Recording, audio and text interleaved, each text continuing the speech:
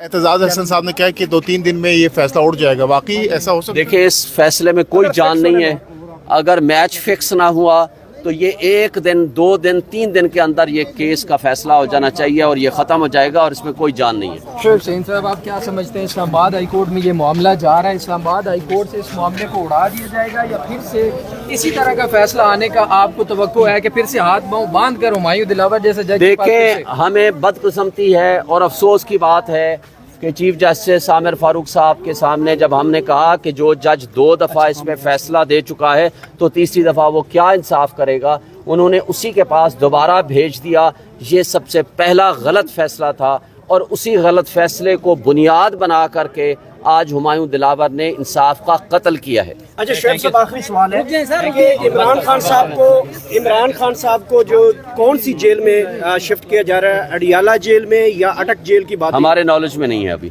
आपके सवाल सर हो गए, बाकी किसी ने करना है? Thank you. तोशाखाना केस में एक भी दस्तावेजात को रद्द नहीं किया इमरान खान ने, सारे तस्लीम किए। अब मतीउल्लाह जान मेरी बात सुन लो, मुझे ये बताएं कि दस्तावेजात जब हम मंगवाते हैं अदालत मना कर देती है कि हम नहीं सुन लें।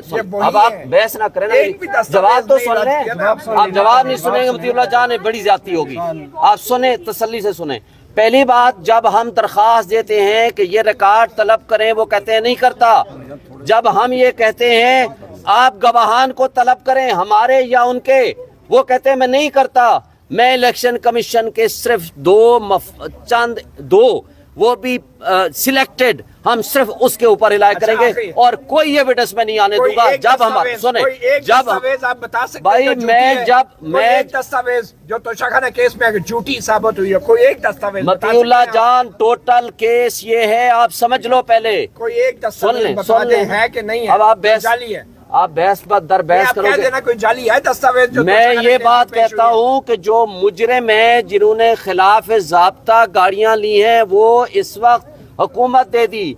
जो इस वक्त कानून कायदे के मुताबिक टैक्स अथॉरिटीज के पास सारा रिकॉर्ड जमा कराया, सारा रिकॉर्ड इलेक्शन कमीशन के पास जमा कराया और आप कहते हो कि हम आपके नहीं हुई ना।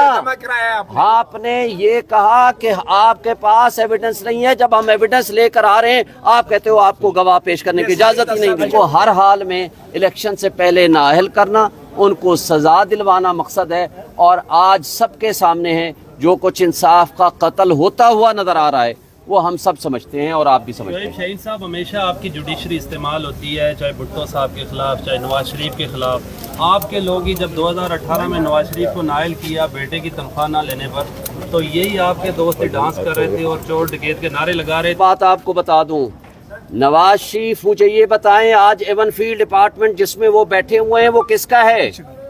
वो किसका है मुझे बताएं। वो ये कहते हैं कि जी हमारा नहीं है। आज मरियम नवाज भी कहती है हमारा नहीं है। हुसैन नवाज कहते हैं माशाल्लाह ये मरियम नवाज का है और हम सब का है।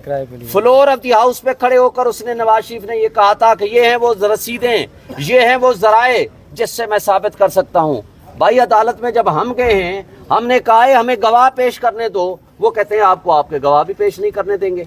भाई ये दोहरा बेयार है। नवाज शरीफ के खिलाफ अगर मुकदमात बने तो क्या पनामा स्कैंडल जब आया था क्या ये पीटीआई ने चलाया था? ये पनामा स्कैंडल इंटरनेशनल लेवल पे आया जिसके जरिए उनकी ऑफशोर कंपनीज का पता चला।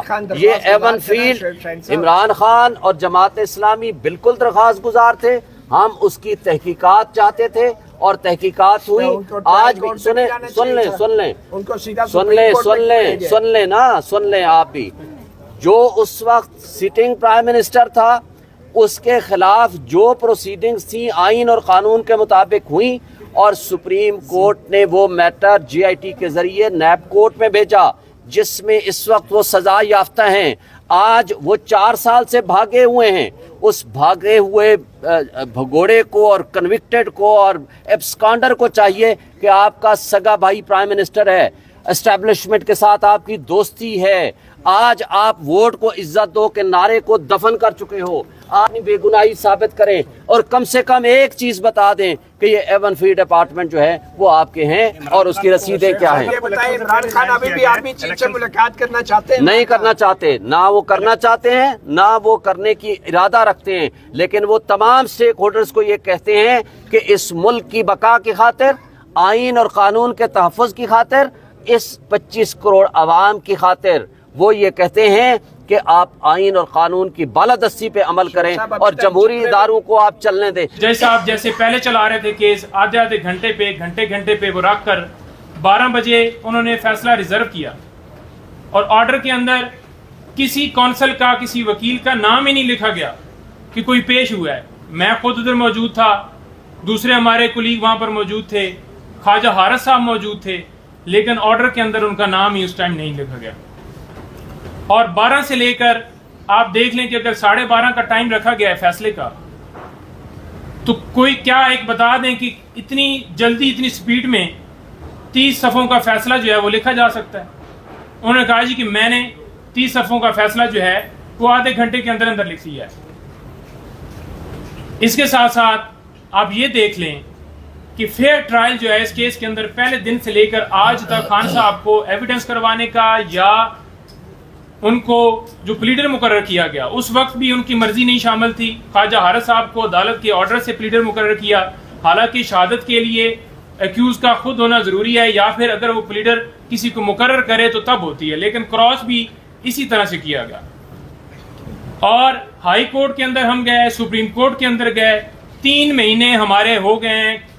یہ جو جج ہمایوں دلاور صاحب ہیں ان کے اوپر اعتراض اٹھائے ہوئے کہ یہ ہمارا کیس نہ سنیں، لیکن سپریم کورٹ کہتی ہے کہ اس کے اوپر آپ جو ہے فیصلہ دیں، تب اس کے اوپر فیصلہ دیا جاتا ہے. اور جن حوالوں کا ذکر دیا جاتا ہے وہ اس کیس سے ریلیٹڈ ہی نہیں ہے، اور جو ایویڈنس دی جاتی ہے کسی طرح سے اس کو قبول ہی نہیں کیا جاتا، اگنور کر کے فیصلہ دے دیا جاتا ہے کہ آپ کی درخواست جو ہے خارج کی جاتی ہے.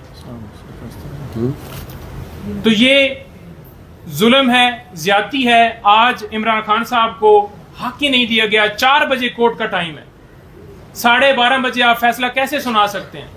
ہائی کورٹ نے اپنے آرڈر کے اندر یہ نہیں لکھا کسی جگہ کے اوپر کہ 1 دن کے اندر آپ نے فیصلہ سنانا ہے. اور جیسا کہ شعیب شہین صاحب نے پہلے بتایا کہ وہاں پر ایویڈنس کے حوالے سے آپ نے نوٹس بھی کر دیے، تو وہ ایویڈنس جو ہے وہ اب پھر کدھر، اس پٹیشن کے اوپر جو نوٹس ہوئے ہیں وہ پٹیشن کہاں پہ کھڑی ہے؟